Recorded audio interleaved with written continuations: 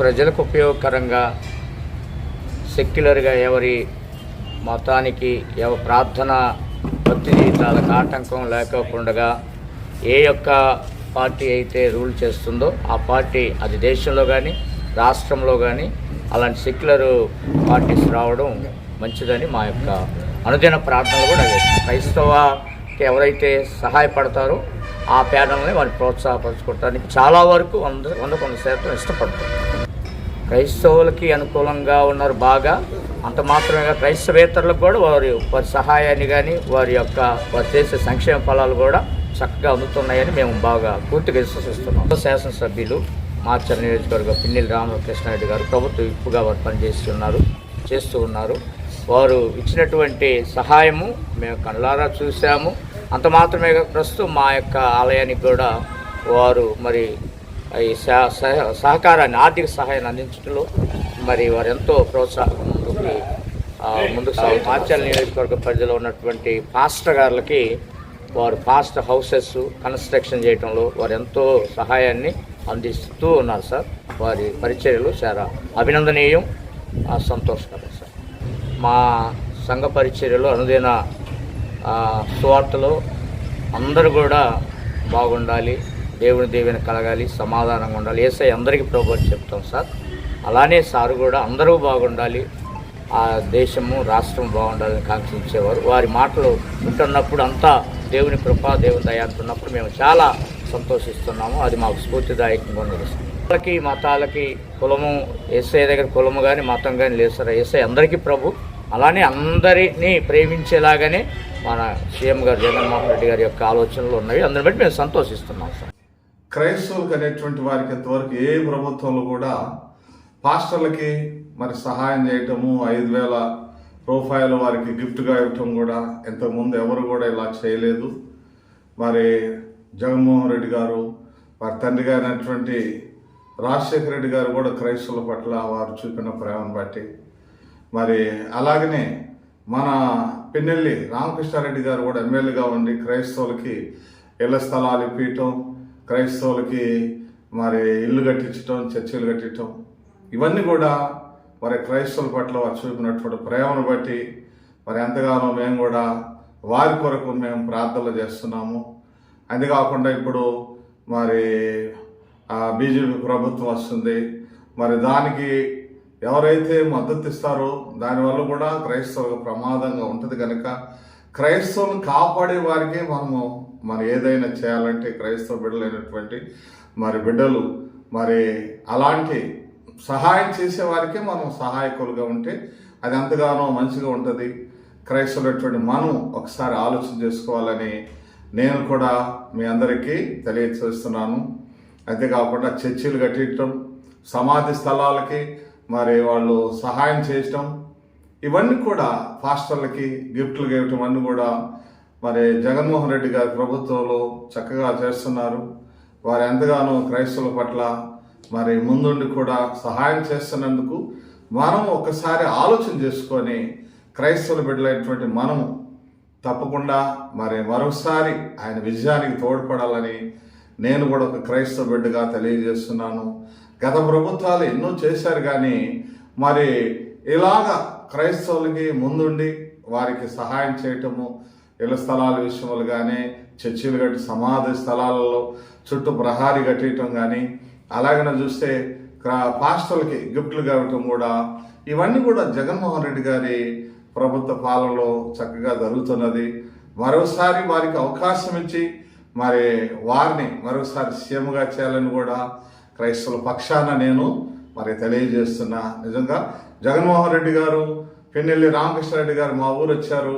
ఇక్కడికి వచ్చినప్పుడు కూడా మా చర్చిలో వారికి నేను దగ్గర ప్రార్థన కూడా చేశాను. ఆ సమయంలో మరి జగన్మోహన్ రెడ్డి గారికి అలాగనే పిన్నెల్లి మా రామకృష్ణారెడ్డి గారికి కూడా ఇద్దరు జయం పొందారు. క్రైస్తవులకి అందరికీ సమాధానంగా జరగటానికి, ఒక క్రైస్తవులు కాదు హిందువులు ముస్లింలు అందరూ కూడా దేశంలో ఐక్యతగా ఉండాలంటే మరి నమ్మకమైనటువంటి నాయకులు ఉండాలి.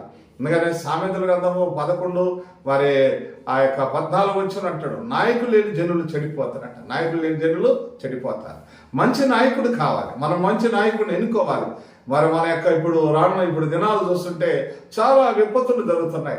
కరోనా టైంలో కూడా మరి జగన్మోహన్ రెడ్డి గారు బాగా సహాయాలు అందించారు. వారికి మా యొక్క మరోసారి వారికి అభినందనలు, మా యొక్క గౌరవమైనటువంటి వారికి మేము తెలియజేస్తున్నాము. నిజంగా వారు చేసినటువంటి మంచి కార్యాలు చేశారు. ఇంకా రానున్న దినాల్లో మరోసారి వారి యొక్క ముఖ్యమంత్రి పదవిని అలంకరించి ఇంకా ఎవరైతే వెనకబడి ఉన్నారో, ఇంకా క్రైస్తవ బిడ్డలేని, హిందువులేని, ముస్లింలు అందరికీ కూడా ప్రాధాన్యత ఇచ్చి ప్రతి ఒక్కరికి కూడా ఇల్లు, కూడు, గుడ్డ, గూడు అనేటువంటి ఈ 3 చాలా అవసరమైనది. వాటన్నింటిని కూడా గుర్తుంచుకొని మా రెండచింతల అంబేద్కర్ కాలనీ తరఫున కూడా నేను మరొకసారి తెలియజేస్తున్నాను. ఇప్పుడు ఉన్న పరిస్థితుల్లో గత ప్రభుత్వాలు కార్పొరేషన్ లోన్ తెచ్చుకోవాలంటే గత ప్రభుత్వ పెద్దల చుట్టూ తిరిగి వాళ్ళ జెండాలు మోసి ఉన్న వాళ్ళకు కూడా ఇవ్వటం కష్టం. గత ప్రభుత్వం చూసుకుంటే కార్పొరేషన్ చుట్టూ తిరగాలి, ఎస్సీ కార్పొరేషన్ బ్యాంకర్ల చుట్టూ తిరగాలి, ప్లస్ ఈ ఉన్న నాయకులకి కొద్ది గొప్ప లంచాలు ఇస్తేనే వాళ్ళు చేసేది. కొటేషన్ తెచ్చుకోవాలి, బ్యాంకర్లను బతికిలాడుకోవాలి. చాలా ఇబ్బందికరంగా ఉంటే వచ్చే ఆ 2 లక్షల లోన్లో సబ్సిడీ 1,00,000 బోను, ₹1,00,000 కూడా ఈ లంచాలకే 40,000 పోతే వచ్చేది 60,000 రూపాయలు వస్తాయి. అది ఈ 10 ఏళ్ళకోసారో 12 ఏళ్ళకోసారి లైఫ్లో మనిషికి ఒకసారి ఇస్తారు. ఈ గత ప్రభుత్వాలకి ఇప్పుడున్న ప్రభుత్వానికి తేడా ఏంటంటే 45 ఏళ్ళు నిండితే కంపల్సరీగా పథకం వర్తిస్తుంది. డాక్రా రుణమాఫీ కానీ కార్పొరేషన్లో వచ్చే డబ్బులు తీసేశాడు అని అంటమే కానీ ఆయన తీసేసింది ఏం లేదు. ఆ వచ్చే రూపాయినే తలాపాలు పంచినట్టుగా అందరికీ ఎస్సీల మొత్తానికి న్యాయం జరుగుతూనే ఉంది. మా మండలం చూసుకుంటే బాగా ఫుల్గానే ఉంది. మా గ్రామం వరకే 23,70,00,000 వరకు ఇంతవరకు లబ్ధి చేకూరింది. క్రిస్టియన్స్కి, మైనార్టీలకు కానీ ఎవరికైనా జగన్మోహన్ రెడ్డి అయితే సానుకూలంగా సరిపోతుంది. వేరే వాళ్ళు వస్తే ఇక ఆర్ఎస్ఎస్కి ఇక వాళ్ళ నిబంధనల ప్రకారమే ఈ మూకమ్మడి బ్యాచ్ అయ్యారు. వాళ్ళు తేడాగానే ఉంటుంది. జగనే కరెక్ట్. మాకు తెలిసినంతవరకు కరోనా టైంలో ఆదుకోవాలన్న ఆరోగ్యశ్రీగా పరంగా కానీ మనిషికి జీవనం జరపటం కానీ జగన్మోహన్ రెడ్డి ఎంతో సహకరించాడు. ఆయన చాలా శక్తివంతుగా సహకరించాడు. అతను కులం చూడడం, మతం చూడడం అని చెప్పేసి అలా అతను జగన్మోహన్ రెడ్డి గారు ఎలాగే చెప్పాడు అలాగే చేశాడు. 99% మొత్తం అమలుపరిచాడు.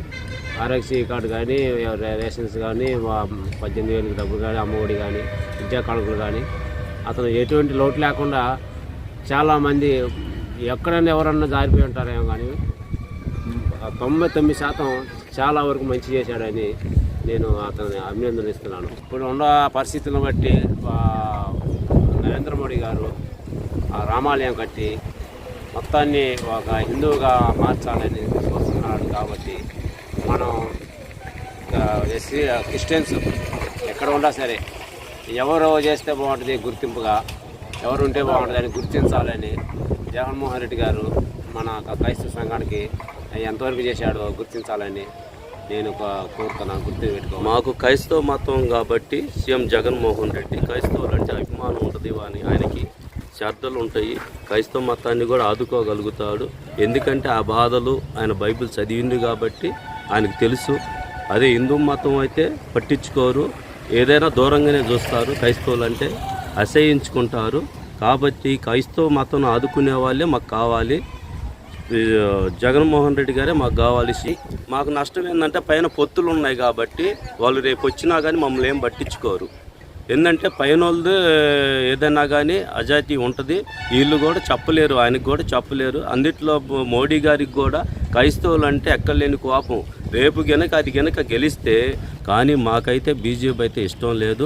మాకైతే మమ్మల్ని అయితే ఎవరైతే ఆదుకుంటారో క్రైస్తవుల్ని మేము వాళ్ళకే ఎన్నుకొని వాళ్ళనే సీఎంగా చేస్తాం. జనసేన కానీ టీడీపీ కానీ బీజేపీ కానీ ఓటేస్తే వాళ్ళు తగలబెట్టుకున్నట్టే.